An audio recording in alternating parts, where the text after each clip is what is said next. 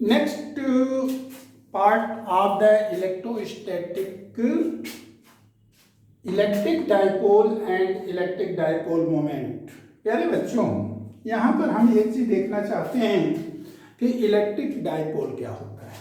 अगर हम 2 point charge ले लें, इक्वल और अपोजिट हों, और वे दोनों एक दूसरे से बहुत ही नजदीक हों, वेरी शॉर्ट डिस्टेंस पर अगर इनको रखा जाए, this arrangement is called electric dipole.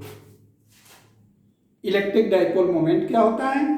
तो यहां पर हम देखते हैं कि जो हम चार्ज यूज कर रहे हैं, उस चार्ज और इनके बीच के डिस्टेंस का प्रोडक्ट अगर ले लिया जाए तो वह इलेक्ट्रिक डाइपोल मोमेंट होता है। यहां पर हम जानते हैं कि electric dipole moment P is equal to Q into 2L. Now P is equal to 2QL. It is a vector quantity and its unit is coulomb into meter. Electric field due to electric dipole moment. देखो बच्चे, अब यहाँ पर हम लोग electric field find करेंगे electric dipole moment के लिए। हम देखते हैं कि इलेक्ट्रिक फील्ड हम 2 तरीकों से फाइंड करेंगे, 2 स्टेप्स में लेंगे। एक at the axis of a dipole. तो हम एक्सिस ऑफ द डाइपोल में क्या करेंगे, ये हमारा ये डाइपोल है, इसके सेंटर से इस पॉइंट के बीच का डिस्टेंस स्मॉल r लेते हैं। यहां पर इलेक्ट्रिक फील्ड जो इस पॉइंट पर मिलेगा, इसके लिए E1 और इसके लिए E2 मिलता है। इसका मतलब ये है कि हम इस पॉइंट पर इन दोनों इलेक्ट्रिक फील्ड को फाइंड आउट कर सकते हैं। देखो, यहां पर अगर हम एलॉन्ग द डाइपोल हम लेना चाहते हैं, तो along the dipole electric field is equal to 1/4 pi epsilon naught Q upon R minus L whole square. This is R minus L। तो हम यहां से ये पॉइंट ले लेंगे। It is question number 1, intensity opposite to the dipole. अगर intensity opposite to the dipole अगर लेते हैं तो E2 is equal to 1/4 pi epsilon naught Q upon R plus L whole square. This is equation number 2.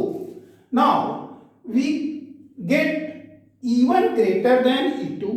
यहाँ पर E1 जो है E2 से ग्रेटर होगा, और जब E1 E2 से ग्रेटर होगा तो हम इनका टोटल अगर रिजल्टेंट अगर लेना चाहते हैं इलेक्ट्रिक फील्ड, तो टोटल इलेक्ट्रिक फील्ड हो जाएगा is equal to E1 plus minus E2। एक को डायरेक्शन दूसरे की तरफ चेंज कर देते हैं तो माइनस E2 हो जाएगा।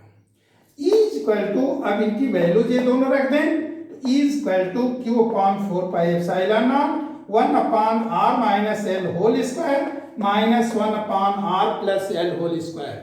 Now let us taking LCM, then we get R plus L whole square minus R minus L whole square divided by R square minus L square whole square. E is equal to Q upon 4 pi epsilon naught A plus B के whole square में इसको तोड़ देंगे तो R square plus L square plus 2RL और minus R square minus L square plus 2RL हो जाएगा upon R square minus L का होल स्क्वायर। यहां पर E is equal to 1/4 pi epsilon not 2 into 2QL into R upon R square minus L का whole square. हम देखते हैं बच्चे कि यहां पर L और ये R, इन दोनों में अगर कंपैरिजन हम करें तो R जो है L के कंपैरिजन में बहुत बड़ा होगा, और अगर ये बहुत बड़ा है तो हम L को निग्लेक्ट कर सकते हैं, यानी इग्नोर करके हम चलेंगे। यहाँ पर जब L को हम इग्नोर करेंगे तो L स्क्वायर की वैल्यूज और छोटी हो जाएगी, और उस कंडीशंस में इसको हम इग्नोर कर देंगे तो E is equal to 1/4 pi epsilon not 2QL into 2R upon R to the power 4। Now E is equal to 1 upon 4 pi epsilon naught 2p upon r cube Newton per Coulomb. We know that P is equal to 2qL.